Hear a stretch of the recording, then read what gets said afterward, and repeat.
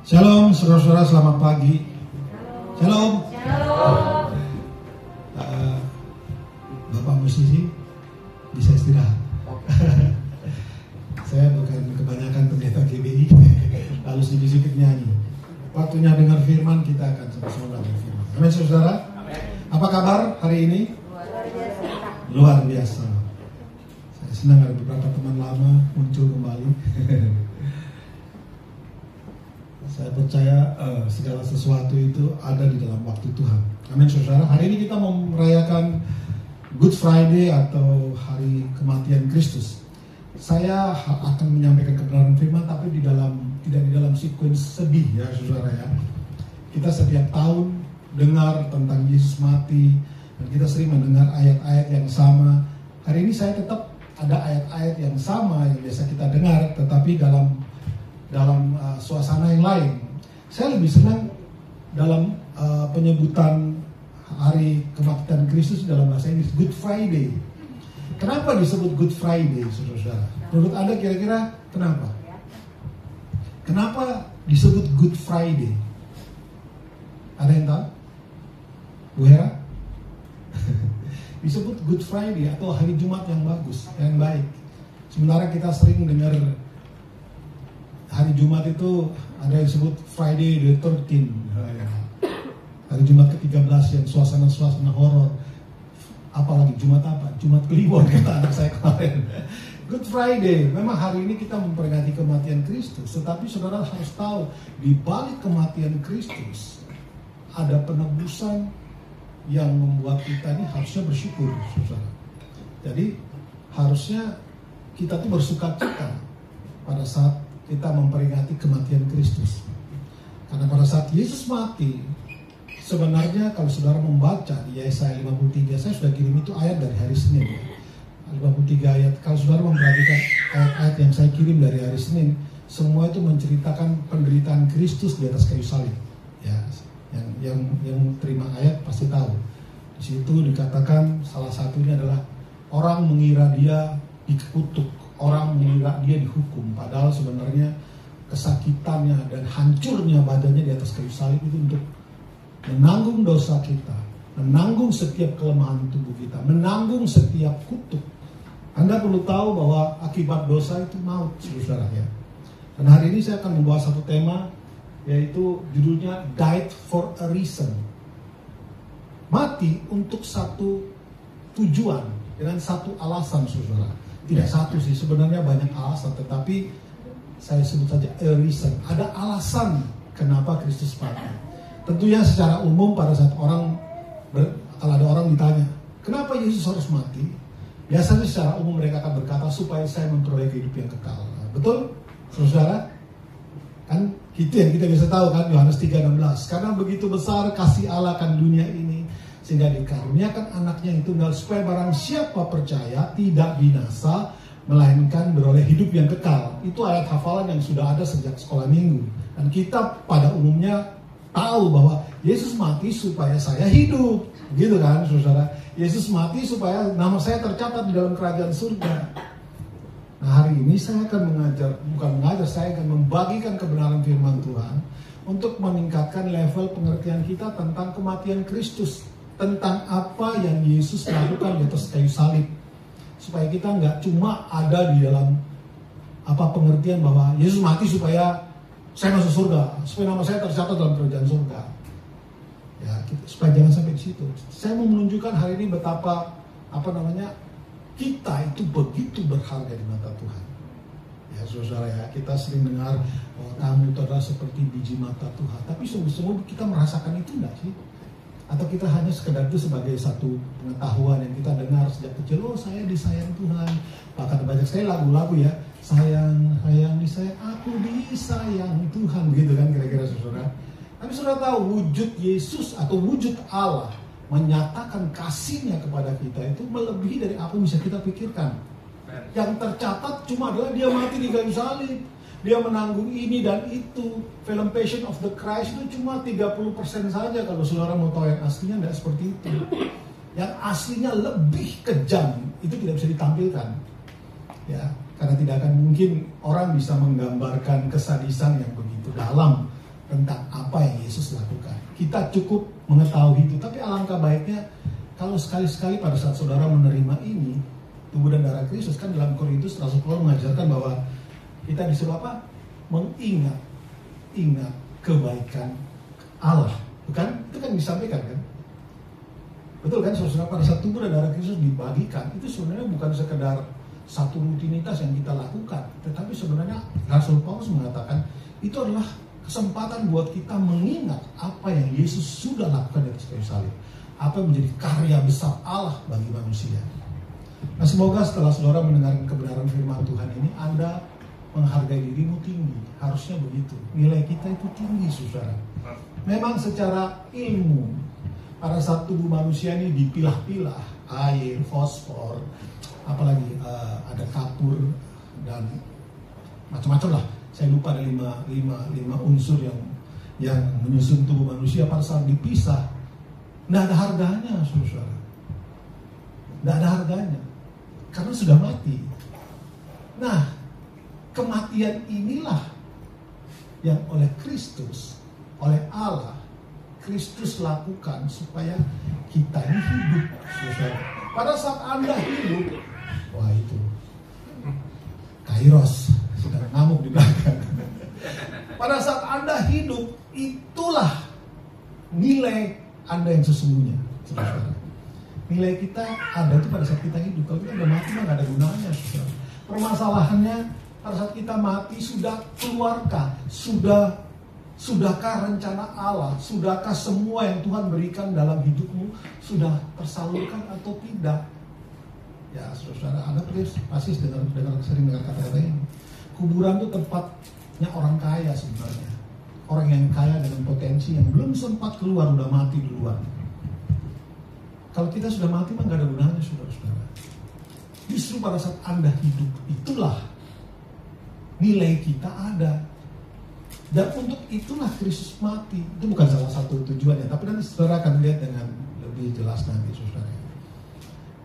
Karena Kristus mati, maka hari ini kita ada hidup yang bernilai tadi, saudara. Ya, kita sudah mempelajari dari Januari sampai hari ini tentang spiritual identity atau identitas kerohanian kita. Kita sudah belajar mulai Januari bahwa kita itu adalah garam ya.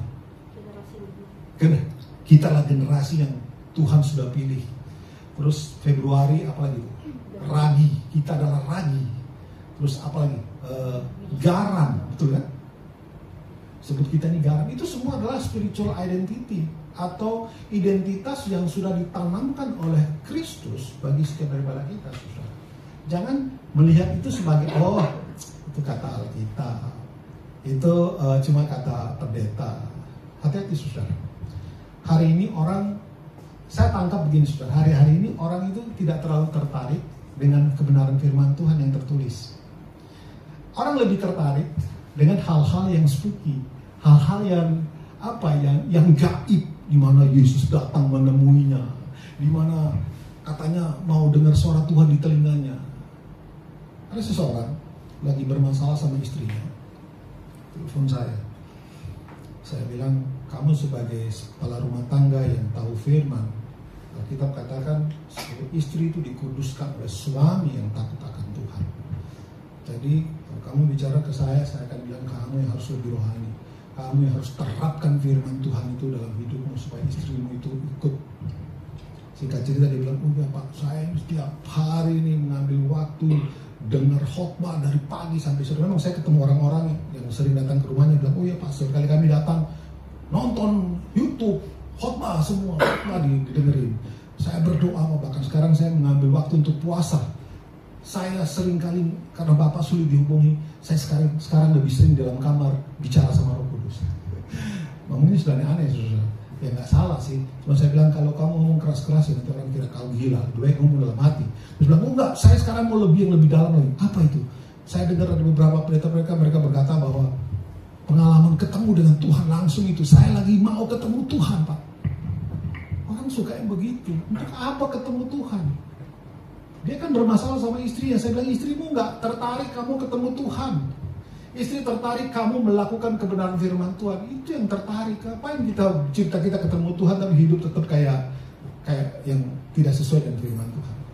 Saudara, firman Tuhan Alkitab itu adalah firman Tuhan yang tertulis, yang terpercaya, yang bisa dipercaya. Itu adalah yang paling tinggi yang harus kita pegang dan kita percayai. Baru kemudian kita bisa percaya kepada Roh Kudus. Roh Kudus itu ada dalam kita, saudara. Dia akan mengkonfirmasi segala sesuatu yang Anda dengar. Yang tidak sesuai firman Tuhan, maka dia akan berbicara. Kemudian Tuhan bisa pakai orang-orang di sekitarmu. Tuhan bisa pakai pendeta atau hamba Tuhan yang berdiri di atas mimbar. Tapi yang bisa dipercaya itu adalah kebenaran firman Tuhan. Hari ini saya ingatkan yang pertama, saudara. Kita perlu melihat firman Tuhan untuk menuntun hidupmu. Anda perlu buka firman Tuhan supaya Anda tahu betapa nilaimu itu tinggi, saudara. Yesus katakan bahwa kita ini akan memerintah atas malaikat. Orang seringkali bertanya-tanya, Pak, nanti kita katanya jadi memerintah bersama-sama dengan Tuhan sebagai Raja. Itu memerintah atas siapa? Alkitab tidak pernah catatkan dengan jelas kan? Tapi Alkitab pernah catat omongan Yesus bahwa kita akan memerintah atas malaikat. Salah satunya, saya percaya bukan cuma malaikat tapi yang lainnya saya nggak tahu. Cuma Alkitab katakan bahwa kita akan memerintah di atas malaikat. Kita lebih tinggi daripada malaikat. Berarti kita ini makhluk yang khusus. Tuhan tidak mati, Yesus tidak datang untuk malaikat, saudara. Yesus tidak datang untuk binatang. Dia datang hanya untuk manusia, untuk menyelamatkan manusia, menebus manusia, mengembalikan manusia kepada posisi yang dia sudah ciptakan sejak awal. Kita lihat beberapa ayat dulu. Ya, kita baca sama-sama ya, saudara. Yuk, 1, 2, 3. Karena semua orang telah berbuat dosa dan telah kehilangan kemuliaan Allah. Ini ayat pertama yang akan kita baca. Yang kedua, lagi. Slide berikutnya. Sama-sama kita baca. Sebab upah dosa ialah maut, tetapi karunia Allah ialah hidup yang kekal dalam Kristus Yesus Tuhan kita. Satu lagi ayatnya. Kita buka 3:24 ya. 1, 2, 3. Dan oleh karena kasih karunia telah dibenarkan dengan cuma-cuma karena penebusan dalam Kristus Yesus. Saya kurang lebih akan mencoba menyelesaikan 3 hal yang akan kita bahas. Yang pertama adalah kita akan bahas balik ke ayat yang pertama, slide yang kedua. Kita akan mulai, kita lihat dari Roma 3:23 ya. Tadi saudara dikatakan karena semua orang telah berbuat dosa dan telah kehilangan kemuliaan Allah. Kita akan melihat dulu frase yang pertama, yaitu karena semua orang telah berbuat dosa. Coba langsung ke slide-nya, Ben. Saudara perhatikan, kalau Anda merenungi, di situ dikatakan semua orang telah berbuat dosa. Semua orang telah berbuat dosa. Termasuk anak kecil itu. Saudara, dosa ini dimulai dari Adam dan Hawa ya, saudara. Anda tahu kan, kalau kita sebut dalam dunia teologi ada namanya dosa asal. Itu dosa yang pertama kali dibuat oleh manusia pertama, yang akhirnya dosa yang hari ini dikatakan dosa yang kita dikatakan tidak semua manusia berdosa, itu turun kepada setiap generasi sampai hari ini kepada saudara dan saya. Itu dimulai dari Adam dan Hawa. Terus ada sedikit keterangan di situ, kondisi dosa diwariskan kepada semua manusia akibat perbuatan pertama kali manusia berdosa di Taman Eden. Saudara bisa lihat di dalam Kejadian 3 ya, bagaimana kita tahu bahwa Adam pada saat dia diciptakan pertama itu belum ada Hawa. Pada saat itu kalau saudara membaca di Kejadian 2 di situ, Adam tinggal di Taman Eden dan Tuhan memberikan dia tugas dan tanggung jawab untuk mengelola Eden. Ya, itu kronologisnya begitu kan. Nah, saudara perlu tahu bahwa Eden itu adalah tempat di mana Adam diciptakan dan di situ Adam stay bersama-sama dengan Tuhan pertama kali sebelum ada Hawa. Eden itu punya arti, kalau menurut Miles Monroe, beliau mengatakan bahwa Eden itu adalah God spot atau presence of the Lord, hadirat Tuhan, tempat di mana Tuhan ada. Nah, saudara lihat, pada saat Adam diciptakan, dia punya persekutuan dengan Tuhan. Ada Adam di situ. Dan Tuhan memberikan tugas, kamu harus bekerja mengelola, di situ kata ibadah yang pertama. Ya, kamu bekerja mengelola. Jadi sebenarnya saudara-saudara, kata ibadah itu artinya kita bekerja untuk Tuhan. Kata pertama ibadah itu dimulai di mana? Itu di Taman Eden, pada saat Tuhan bilang, kamu mengurusin, kamu bekerja urus taman ini, memberi nama binatang, memberi nama pepohonan dan semua tumbuhan yang ada di dunia. Itu tugas pertama Adam. Nah saudara, kalau saudara juga sempat nanti baca-baca teologi atau belajar teologi, maka sebenarnya hukum atau aturan pertama yang tidak tertulis itu adalah pada saat Adam diperintahkan untuk mengelola Taman Eden, saudara. Dan dari situlah kata ibadah atau abodah, ibadah. Jadi sebenarnya saudara, ibadah itu bukan yang datang 2 jam di sini itu. Itu cuma rutinitas kita secara kelompok datang memuji membesarkan nama Tuhan dan mendengarkan kebenaran firman Tuhan di situ. Ibadah itu sebenarnya adalah Anda dan saya mengerjakan, melakukan perkataan Tuhan. Itu ibadah. Jadi ibadah itu 24 jam sehari, 7 hari 1 minggu, 365 hari setiap tahun. Artinya setiap saat kita itu dituntut beribadah kepada Tuhan, saudara. Ya. Daud bikin 7 kali dalam 1 hari dia datang beribadah kepada Tuhan. Tapi yang benar, ibadah itu anytime. Apapun yang kau kerjakan dalam hidupmu, saat Anda menerapkan kebenaran firman, disitulah Anda beribadah, saudara. Ya, itu arti yang lebih spesifik dan itu yang benar, saudara. Jadi ibadah itu bukan sekedar datang tepuk tangan, nyanyi-nyanyi 2, 3, 4 lagu, habis itu duduk dengan firman Tuhan terus kita berkata, saya sudah ibadah hari ini. No, itu bukan ibadah. Ya saudara, dan hari-hari ini kita lebih senang bernyanyi memuji Tuhan.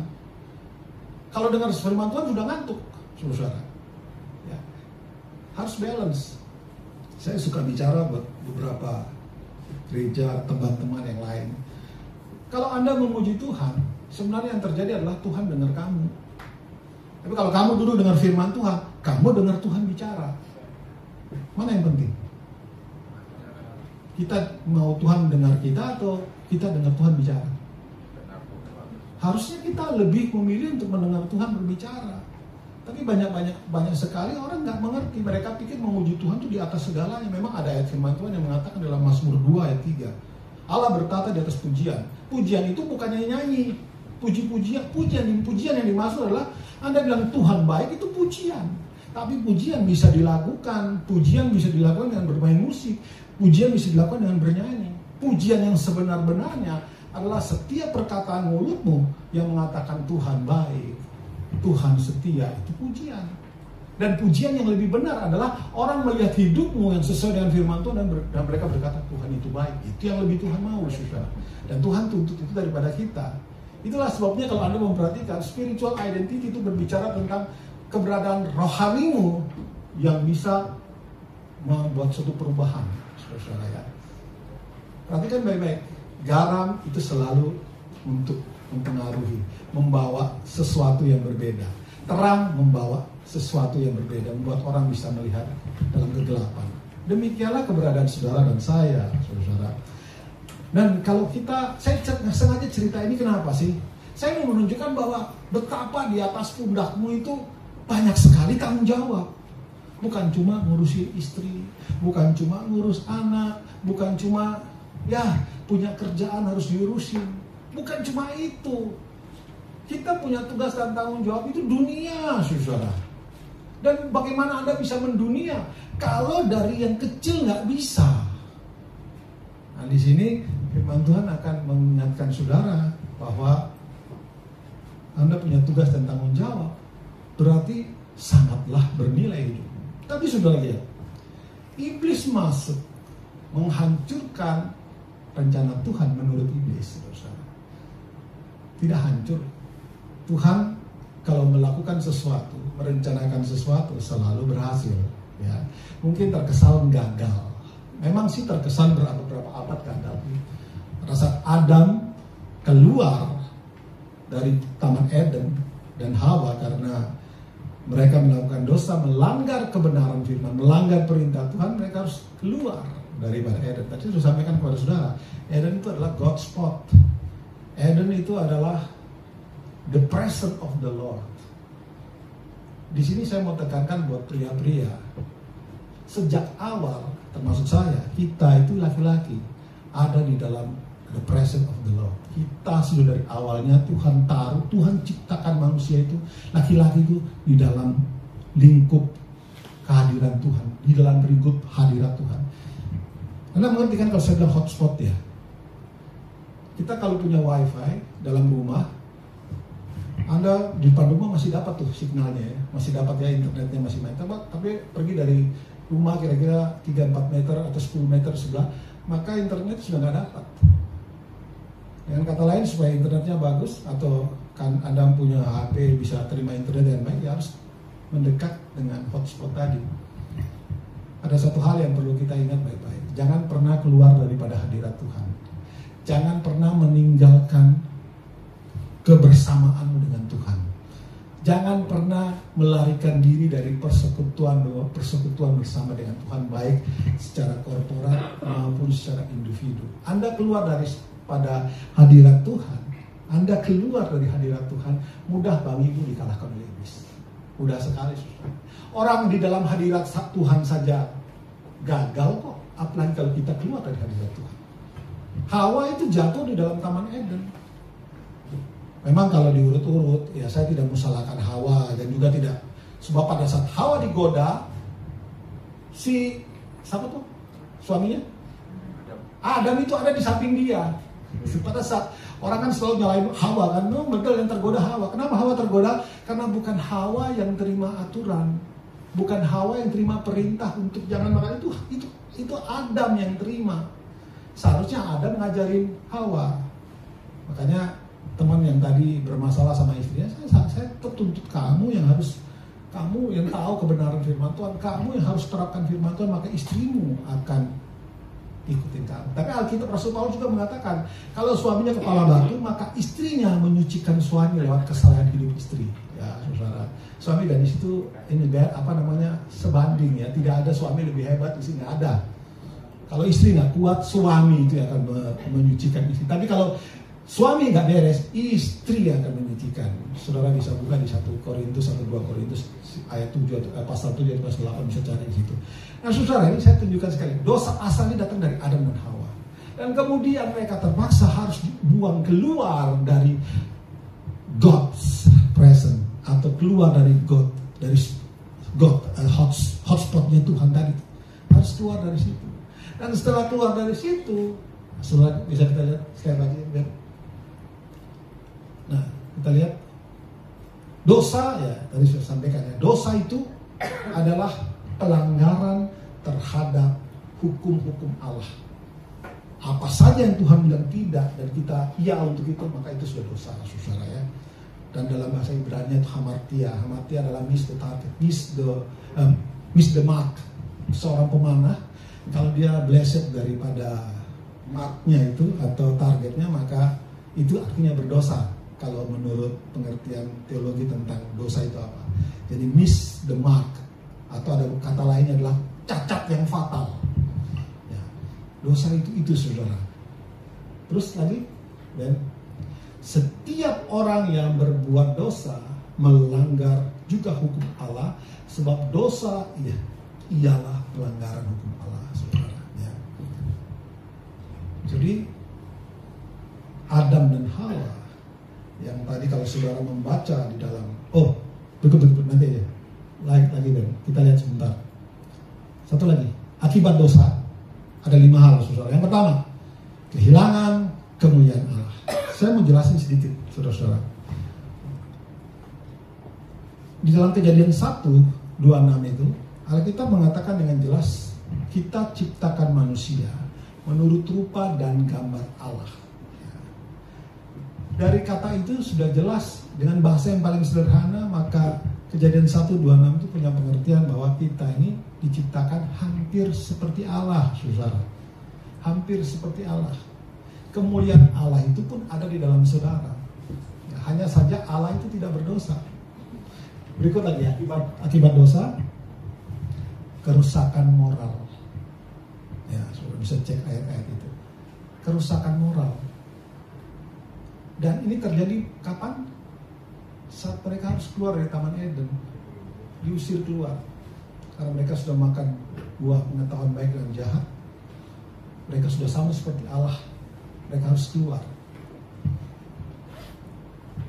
Di situ dikatakan kerusakan moral. Kalau seseorang tidak punya hubungan baik dengan Tuhan, gampang susah. Moralnya pasti rusak. Sebagus-bagus apapun penampilannya, saya mau kasih tahu, moralnya rusak karena dia tidak ada bersama-sama di dalam God's spot. Berikut, yang ketiga, kematian rohani. Ya, saudara, kematian rohani ini yang iblis pastikan.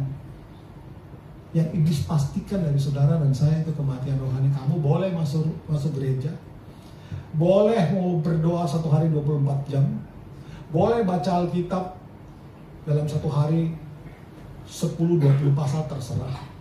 Boleh kamu dengar orang khotbah dari pagi sampai sore, tapi dia pastikan kerohanianmu tidak akan hidup.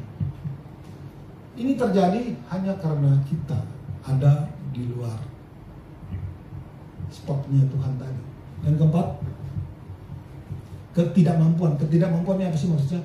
Ketidakmampuan manusia berusaha untuk supaya baik, ya kan? Berusaha untuk baik, bisa enggak? Tidak bisa, saudara. Tidak akan pernah bisa dengan kekuatan sendiri untuk baik. Ya, ini saya akan teruskan lagi yang kelima. Masih ada yang kelima, baik. Berpengaruh pada alam. Saudara sadar enggak? Pada saat mungkin kita tidak terlalu yakin, tapi saya mau kasih tahu. Pada saat Adam dan Hawa jatuh dalam dosa, sudah tahu apa akibat alam? Apa yang terjadi pada alam? Allah mengatakan terkutuklah apa? Tanah. Tanah dikutuk. Gara-gara siapa? Lu bikin dosa.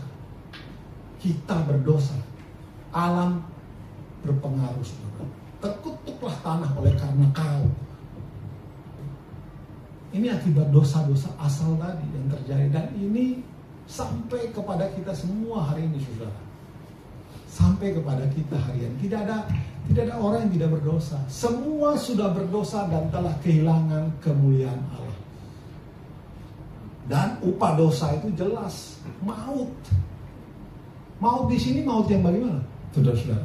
Bukan hanya sekedar mati secara jasmani. Ada sebutan begini, saudara. Orang yang ada di dalam Tuhan, dia lahir 2 kali, matinya 1 kali. Tahu maksudnya? Dia lahir dari kandungan ibunya dan kemudian dilahirkan kembali oleh Roh Kudus. Matinya cuma sekali saja, mati jasmani. Rohaninya tidak mati, saudara, ya, karena dia di dalam Tuhan. Tapi orang yang tidak di dalam Tuhan, lahir sekali, mati 2 kali. Lahir dari kandungan ibu, mati secara jasmani, dan mati rohani. Iblis akan pakai segala macam cara untuk memastikan kerohanianmu mati. Kalau kerohanianmu mati, Anda tidak mungkin berdampak. Tidak bisa, saudara. Kemarin Iren sampaikan khotbah bahwa benih itu kalau tidak masukkan ke dalam tanah dan mati, dia tidak bisa bertumbuh, saudara. Iblis memastikan kita mati dan selesai secara rohani. Itulah pentingnya kita ketemu Yesus, saudara. Itulah pentingnya kita perlu menerima kasih karunia yang sudah diberikan. Itulah pentingnya kita tuh selalu punya kerinduan untuk berhubungan dengan Tuhan, saudara. Ya. Kenapa? Sebab kita ini bernilai, saudara. Anda itu sangat bernilai. Sadari itu dan hargai dirimu. Jadi kalau mau bikin dosa, ingatlah, di atas pundakku ini banyak sekali tugas dan tanggung jawab. Itu salah satu cara buat saya kalau saya sudah mau melakukan sesuatu yang tidak benar di hadapan Tuhan. Saya ingatkan diri saya, stop. Kau melakukan ini berarti kamu lupa sebenarnya kamu yang membawa dampak untuk satu perubahan. Kau yang bikin kerusakan. Next, coba Ben. Nah, ini akan saya bahas lebih banyak di sini, saudara ya. Kejadian 1:26a, saudara. Ya, Kejadian 1:26a itu mengatakan bahwa berfirmanlah Allah, baiklah kita menjadikan manusia menurut rupa dan gambar kita. Dari kalimat ini jelas sekali bahwa kalau kita diciptakan sesuai dengan Tuhan, maka kita pasti memiliki sifat-sifat Allah. Saudara, itu yang pertama.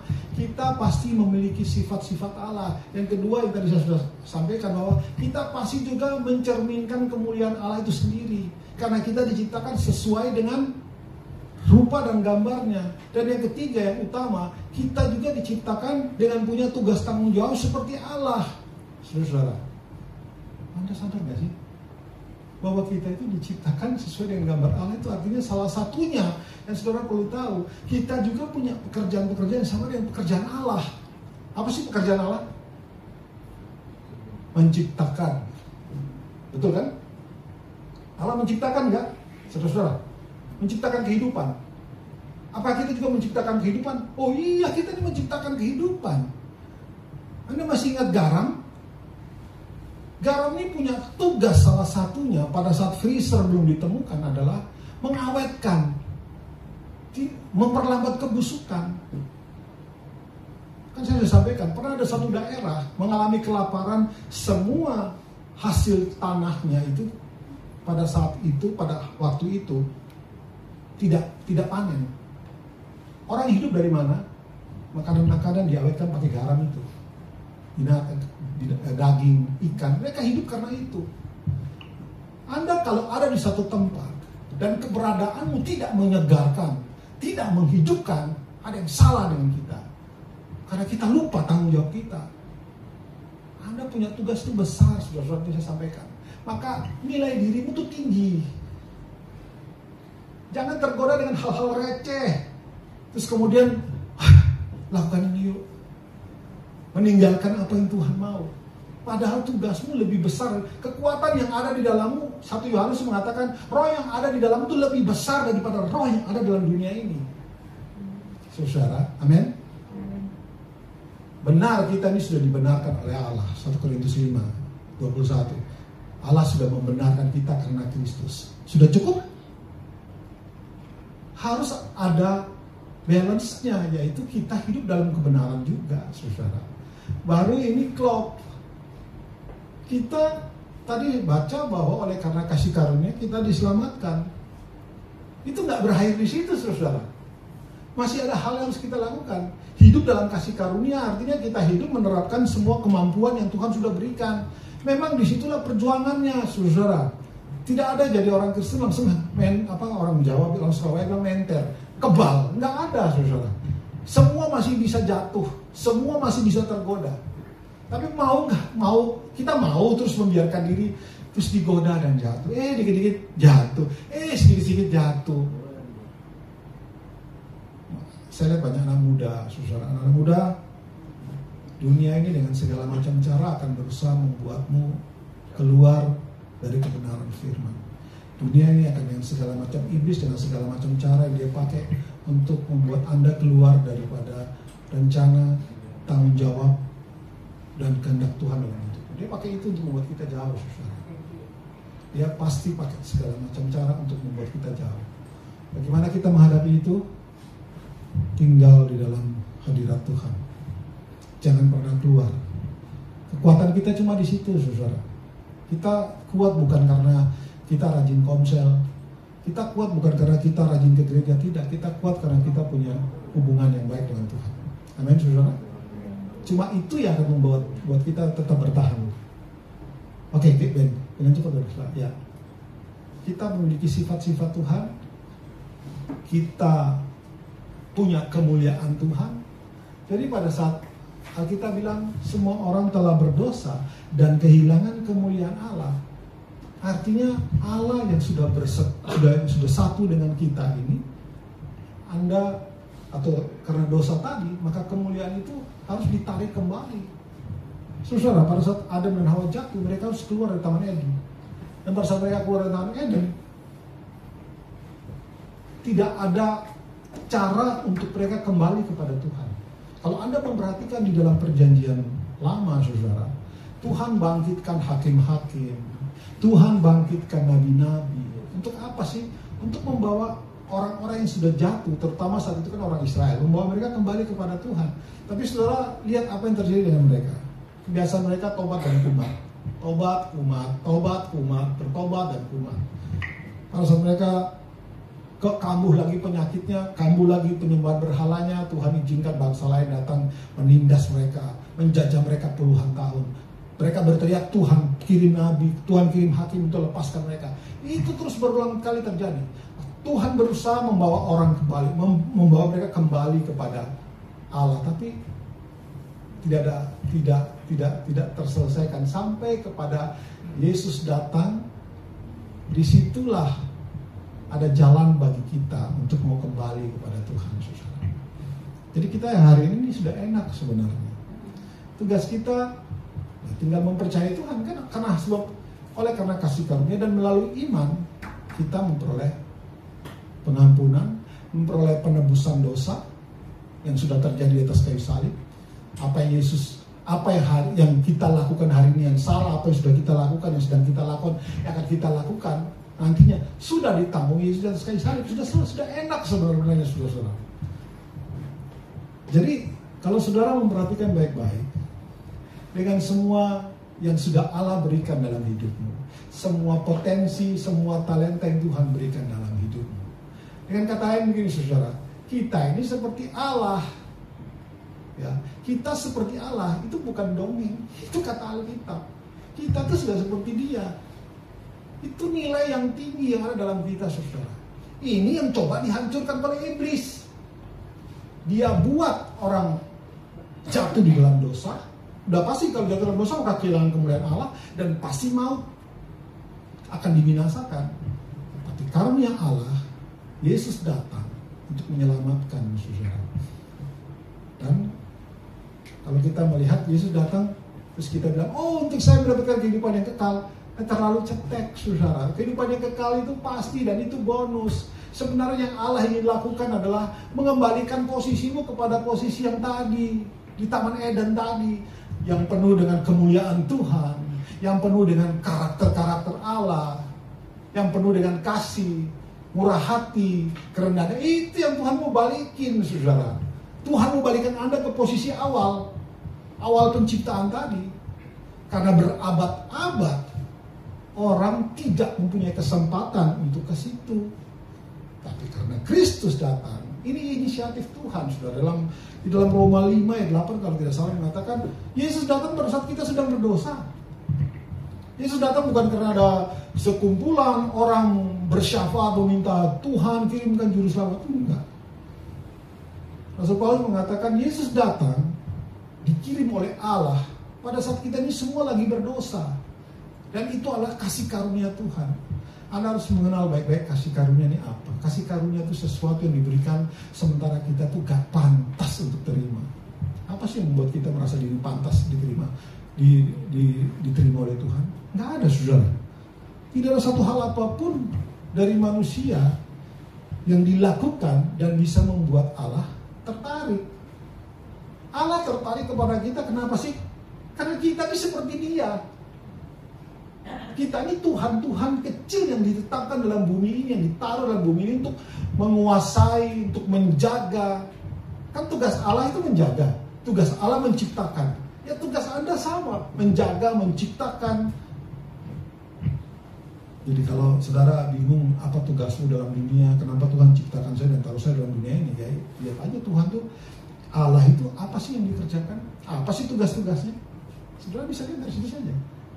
Kalau Dia menciptakan, maka Anda juga menciptakan. Menciptakan apa? Menciptakan kedamaian. Di mana ada kita, di situ ada ketenangan. Di mana ada kita, di situ ada sukacita. Di mana ada kita, ada jalan keluar bagi setiap masalah. Amin. Di mana ada kita, damai sejahtera terjadi. Jangan di mana ada kita, di situ keretakan. Di mana ada kita, di situ ada kekesalan terjadi. Di mana ada kita, di situ ada gosip. Harus bertobat, saudara-saudara. Hargai apa yang sudah Yesus lakukan di atas kayu salib. Terlalu receh kalau kita hidup hanya untuk jadi seperti begitu. Terlalu receh. Kita diberi kita sudah dikasih semua potensi yang dibutuhkan Anda untuk hidup dalam dunia. Terus kita merendahkan diri kita, turun ke yang bawah, hidup tidak dalam kebenaran. Nanti lucu, saudara. Oh, ini anak Tuhan ya. Lah, kok begini? Kok begitu? Saudara, saya cuma mau ingatkan melalui kebenaran firman Tuhan, Anda itu sangat bernilai. Ya. Kenapa kita disebut bernilai? Yaitu karena kita diciptakan sesuai dengan rupa dan gambar Tuhan. Kalau Anda baca satu kejadian 1:26 seterusnya, saudara akan temukan bahwa kita diberi tugas have a dominion, berkuasa. Nah, seperti saya sampaikan kepada saudara, kata berkuasa itu di dalam bahasa Ibrani disebut dengan radah. Radah itu bukan sekedar berkuasa ya memberi, bukan itu. Tetapi ya itu sama seperti Allah. Melindungi, menjaga, memelihara, kasih makan, mengasihi. Amin, saudara. Itu tugas kita, saudara. Jangan selalu, oh ya, yang penting nama saya masuk di surga. Oh iya pasti. Pertanyaannya nanti, lu bikin apa selama hidup 30-40 tahun dalam dunia ini? Bikin apa? Apa yang sudah kau hasilkan buat kerajaan surga? Saya fitness, Pak. Atau saya nggak tahu apa yang saudara lakukan. Tapi kalau itu tidak berdampak bagi kerajaan surga, sebaiknya Anda kembali selaraskan semua rencanamu kepada rencana Tuhan. Karena pada akhirnya dengar baik-baik, pada akhirnya semua yang kita lakukan akan kembali kepada rencana Tuhan. Gak ada orang yang bisa, ini mau saya, ini kehendak bebas saya, terus dia bakal begitu terus. Kalau dia bisa melakukan kehendaknya terus sampai dia mati, ya gampang, artinya dia tidak dipilih Tuhan. Itu aja sih. Kalau Anda tahu dirimu sudah dipilih Tuhan, mendingan cepat sadar. Kalau Anda tidak sadar, nanti kayak Yunus, mau lari ke sini, suruh ke Niniwe, lari ke Tarsus. Nah, Tuhan izinkan gelombang datang hancurkan kapal. Belum cukup, belum masuk ke dalam perut ikan dulu 3 hari. Setelah itu sadar dalam perut ikan, baru Tuhan suruh ikan antar dia kembali ke Niniwe. Semua sudah tahu panggilan dalam hidupmu? Cuma satu yang amin. Cuma satu yang bilang amin, yang lain belum. Semua sudah tahu panggilan Tuhan dalam hidupmu? Gampang, saudara. Kan itu kejadian 1:26. Allah menciptakan manusia serupa dan segambar dengannya untuk berkuasa. Nah, berkuasa tadi itu harus Anda artikan begini, melakukan semua pekerjaan Allah. Itu artinya berkuasa, saudara. Kalau nggak punya kuasa, bisa nggak kita melakukan seperti apa Allah lakukan? Tidak bisa. Kita ini justru ada kuasanya, saudara. Dengar baik-baik. Siapapun engkau, apapun latar belakangmu, ekonomi, apalah, tidak penting. Sebab kita hari ini hidup melakukan apa yang menjadi rencana Tuhan. Semua daripada kita yang Tuhan beri potensi itu bukan untuk membuat kita kaya, saudara, tetapi untuk Tuhan pakai untuk menjangkau orang lain, membawa dampak bagi dunia ini. Ingat itu, saudara. Betapa bernilainya hidupmu ya, saudara ya. Sangat bernilai, saudara. Mungkin orang bilang kita inilah A, lah B, C, A, kamu siapa? Biarin. Kita harus dengar, buka telinga untuk dengar apa kata Tuhan. Karena untuk itu Yesus mati loh, saudara. Untuk itu Yesus mati. Hanya untuk memulihkan keberadaanmu kembali ke rencana dan apa yang sudah Allah mau dalam hidupmu. Itu ya sebenarnya yang terjadi. Sementara masuk surga namamu di dalam hidup kekal, itu bonus. Mari saudara, kita akan hidup Senin, Selasa, Rabu, Kamis, cuma Sabtu, Minggu, Senin. Mari coba dalam hati berdoa setiap hari, Tuhan, biar rencana Tuhan yang terjadi. Aku bekerja, tapi prinsip kebenaran firman Tuhan yang aku kerjakan. Makanya saya suka singgung, bukan saya singgung sebenarnya, saya ingatkan, ya gampang-gampang saja saudara kalau kita mau lakukan kebenaran firman Tuhan. Masuk kantor, jangan telat. Iya kan, gampang tuh. 7:30, ya datanglah 7:08 kurang 5. Kalau datang 7:30 lewat, ya Anda sedang melanggar aturan kantor. Anda tidak menjadi dampak itu. Orang akan bilang, orang-orang Kristen itu begitu. Dan gampang sih kalau mau tahu kita rajin masuk kantor dengan on time. Lihat datang gereja biasa telat apa enggak. Dan tukang gelapa datang gereja telat itu biasa masuk kantor juga pasti telat. Udahlah, apa yang terjadi dalam rohani itu pencerminan apa yang terjadi dalam jasmani, saudara. Ya, apa yang ada di dalam sini itu yang keluar. Kalau yang di dalam Alkitab kan bilang dari sumber yang baik akan mengalir air yang baik, ya kan? Kalau air yang tidak baik tidak akan mengalir air yang baik, nggak mungkin, saudara. Yang baik itu akan mengalirkan air yang baik. Nah, bagaimana supaya yang di dalam ini baik? Ya kembali ke God's spot, kembali kepada God's present, kembali kepada kebenaran dan rencana Tuhan dalam hidup kita, saudara. Berdoalah setiap hari, ingatkan dirimu sendiri. Aku diciptakan serupa dengan gambar Allah. Aku memiliki sifat-sifat Allah. Aku mencerminkan kemuliaan Allah. Aku punya tugas-tugas yang sama seperti Allah punya. Dan jangan bilang saya cuma cacing kepanasan lagi. Jangan, saudara. Amin, Sen? Amin? Nah, semangat, Sen. Ya, saudara ya. Terutama anak muda, jangan ke bawah-bawah arus. Jangan supaya diterima dalam komplotan teman-temanmu yang gak benar, terus kita pun ikut-ikutan melakukan hal-hal yang seperti mereka lakukan.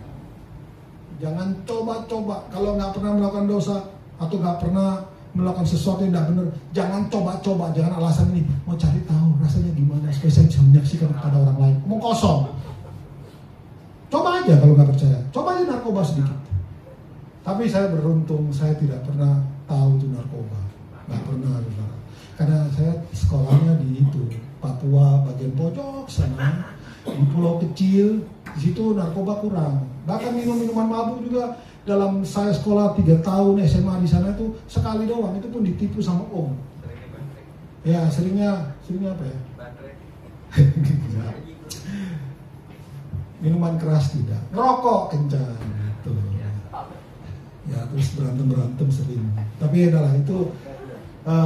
Artinya poin saya gini loh, kalau kita dalam kebenaran jangan coba-coba melakukan hal yang tidak benar lagi, saudara. Jangan coba-coba, jangan kita lakukan sesuatu supaya diterima dalam komplotan.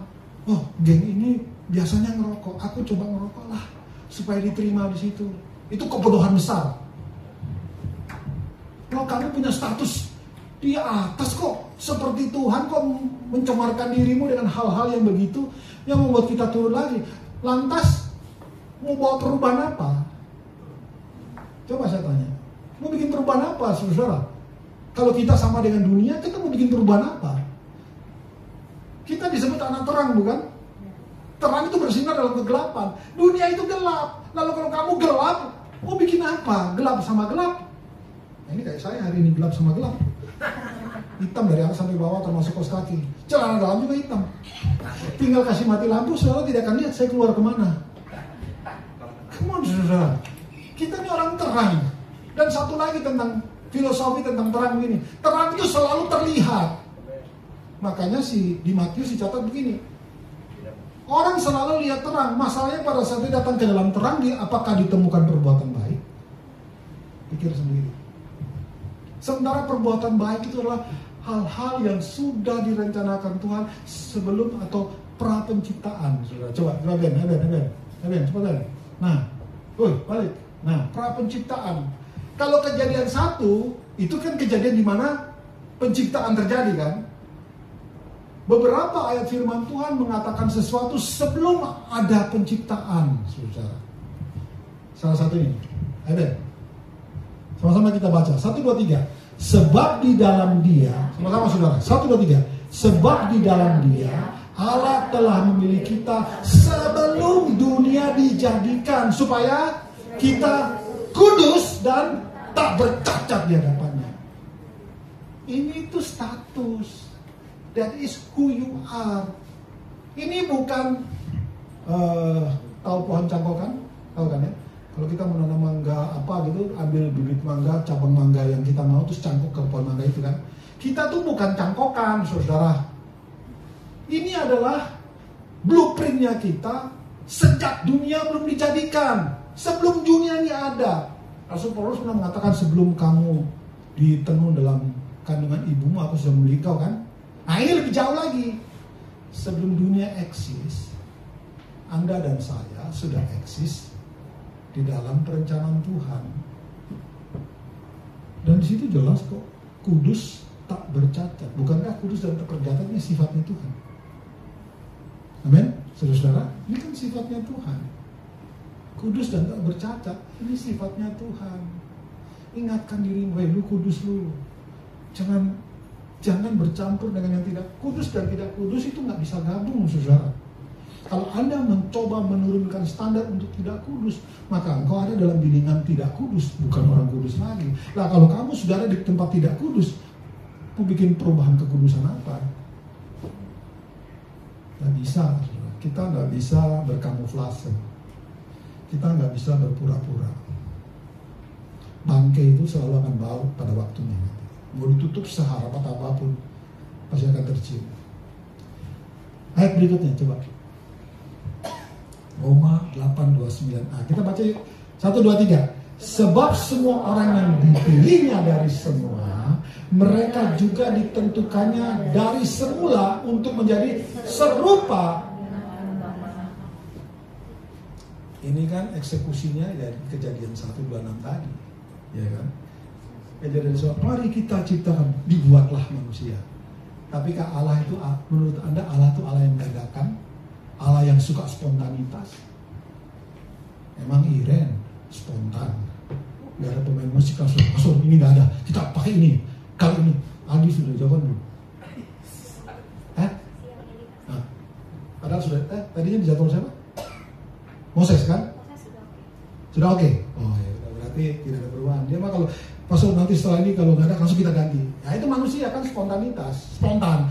Allah itu bukan manusia lalu spontan. Dan kalau dia sudah taruh, nobody can change it. Nggak ada orang yang bisa ubah, saudara. Tidak ada yang bisa merubah. Tuhan, Anda tidak bisa merubah your destiny. Kita pastinya akan kembali mengikuti rencana Tuhan. Dengar baik-baik, saudara. Jangan merasa, kan saya punya kehendak bebas. Ya, coba aja. Sejauh-jauhnya kakimu berlari, akhirnya tumbang juga, dan akhirnya Tuhan, ini aku mau pulang kembali. Sudah telat.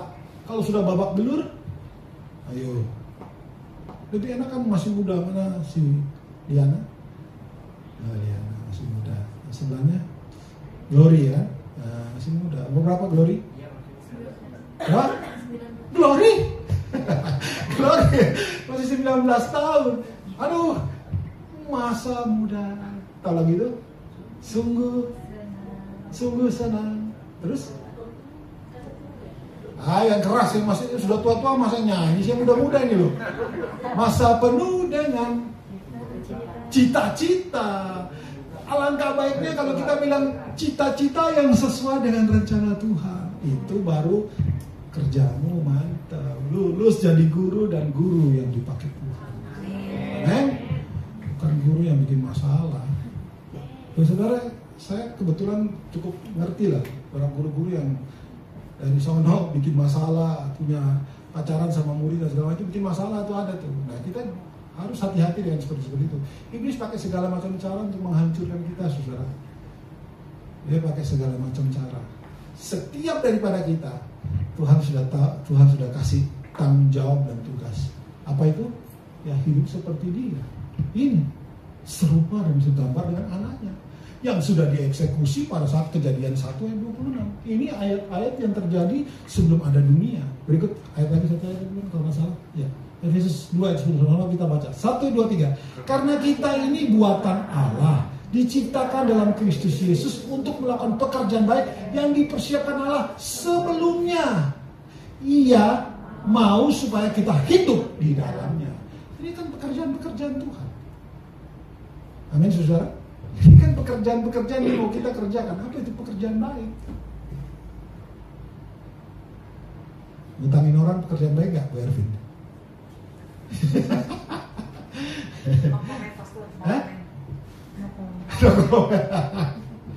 Tuh kalau ada orang datang minta kita uang, pinjam, ya benar buat kamu deh. Itu yang benar kata Alkitab. Daripada kita bilang bayar ya, terus dia lupa bayar, kita kesel sendiri kan. Nah, jadi kalau orang pinjam ambil deh buat kamu. Tapi kalau 3 kali 4 kali datang lagi ya kita bilang cerdiklah seperti ular, tapi tulus seperti merpati. Kalau tahu dikerjain, terus kita lakukan terus ya salahmu sendiri. Namun saudara perhatikan baik-baik. Sebelum atau pra penciptaan sudah ada rencana Tuhan yang sudah disiapkan. Pada saat Allah merencanakan semua ini, Allah merencanakannya di dalam kekekalan. Mainnya kekekalan. Kalau sesuatu diciptakan Tuhan dalam kekekalan, berarti akan terus ada di dalam kekekalan. Nobody, seperti saya katakan, tidak ada satupun orang yang bisa keluar dari rencana Tuhan.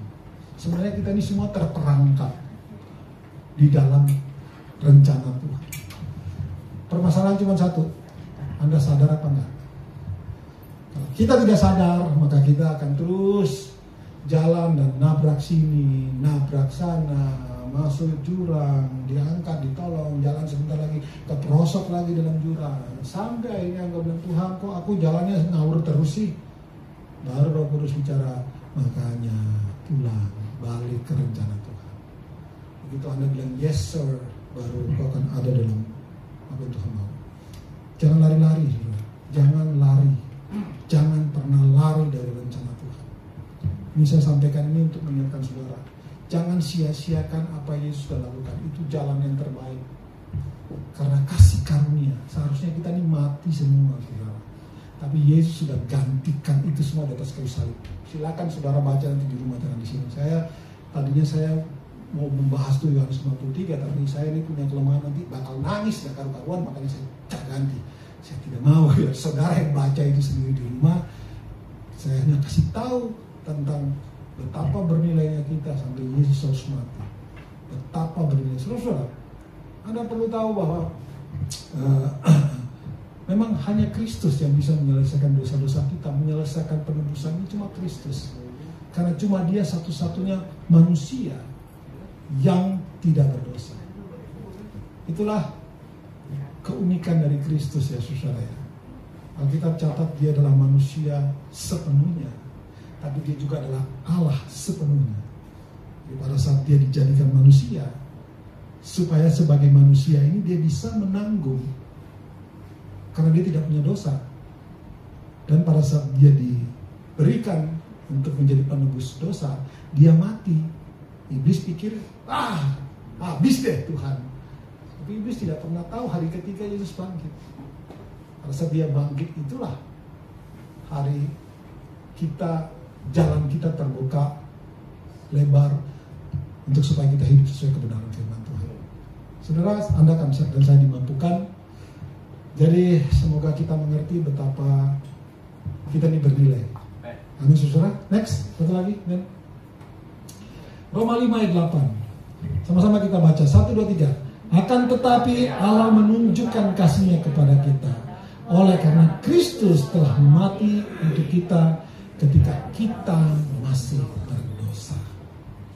Ya saudara, hanya karena kasih karunia. Hanya kasih karunia. Hanya karena kebaikan Tuhan. Tapi tidak lantas membuat kita sembarangan. Justru harusnya kita menghargai apa yang Tuhan lakukan itu dengan hidup dalam kebenaran. Jadilah seperti apa Tuhan mau. Ya saudara, bukan jadilah seperti apa yang saya mau, tapi jadilah seperti apa yang Tuhan mau. Gembala-gembala senior kita selalu mengingatkan, biarlah pikiran, perasaan dan kehendak kita itu selaras dengan pikiran, perasaan dan kehendak Kristus. Kalau Anda tidak menselaraskan pikiran dan perasaan dan kehendakmu kepada Kristus, Anda yang akan stres. Kenapa saya bilang stres? Iya, karena kita bertentangan terus dengan Kristus. Nah, kalau kita bertentangan, kita pikir kita akan berhasil. No way. You cannot make it.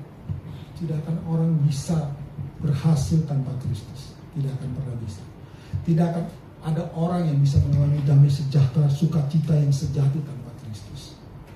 hanya dengan Kristus, hanya bersama-sama dengan Kristus. Dengan Kristus kita akan berhasil dalam segala hal. Kalau coba-coba keluar, saudara akan kena batu nanti. Jangan sampai kita sudah mengalami hal-hal buruk, sudah hancur-hancuran, baru kita menyerah. Kenapa nggak sekarang? Mumpung masih baik, masih sehat, masih kuat, serahkan dirimu kepada Tuhan.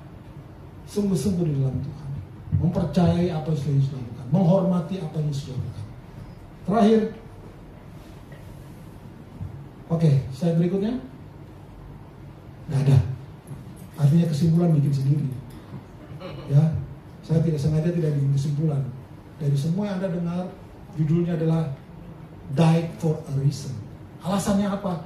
Bikin kesimpulan dari yang saya sampaikan. Yang pasti kalau Anda cuma jawab, saya mati bagi Yesus, mati karena alasan saya masuk surga, itu mah pengertian anak sekolah minggu, saudara. Kita orang yang sudah lebih dewasa di dalam Tuhan. Secara singkat, langsung selesai. Yesus mati supaya kita kembali kepada posisi awal kita, yaitu serupa dengan Kristus, dengan sifat-sifat Kristus, dengan kemuliaan Kristus, dengan tugas-tugas Kristus yang siap kita lakukan. Amin, saudara. Tuhan memberkati. Saya undang musisi, singer.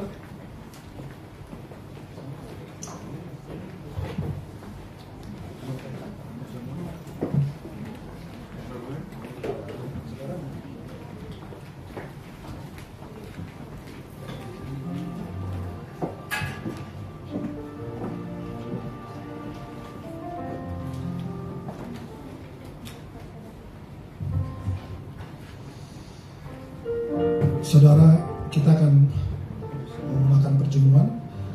Saudara, di situ sudah yang belum punya roti dan anggur bisa angkat tangan.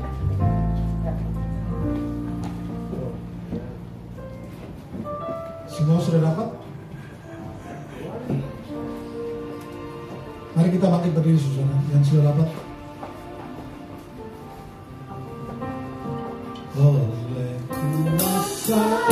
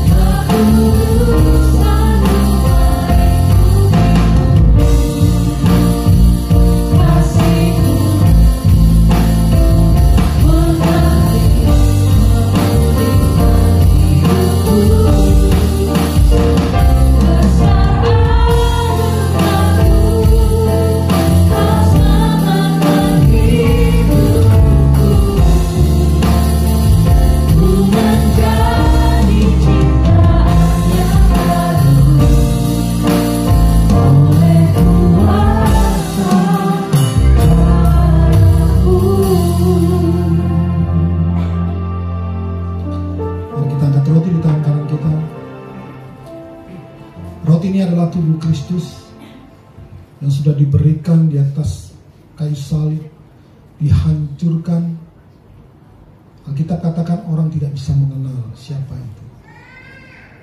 Alkitab mengatakan bahwa tubuh itu hancur, tidak bisa dikenali. Orang mengira bahwa itu adalah penjahat, tapi sebenarnya yang terjadi itu adalah Kristus yang menerima setiap aniaya, penderitaan, supaya melalui apa yang dilakukan hari ini kita mempunyai persekutuan dengan Allah Bapa.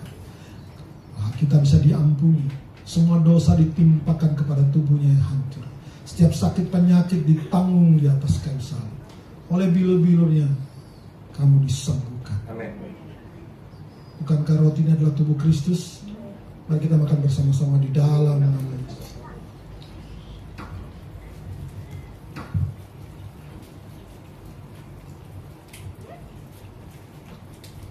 Dan kita akan cawan anggur ini. Anggur ini adalah darah Kristus, darah yang mahal, darah yang kudus, yang suci tanpa noda, harus dicurahkan supaya darah yang kudus ini menyucikan kita dari segala dosa. Pada saat Yesus di atas kayu salib, tanah yang dikutuk ini menjadi diberkati bagi orang yang percaya akan Kristus. Hari ini kita memulai persekutuan dengannya oleh karena ada darah Kristus yang dicurahkan. Mari kita hargai apa yang sudah Yesus lakukan di atas kayu salib. Dengan hidup sesuai dengan kebenaran firman Tuhan. Hidup melakukan apa yang menjadi kerinduan hatinya.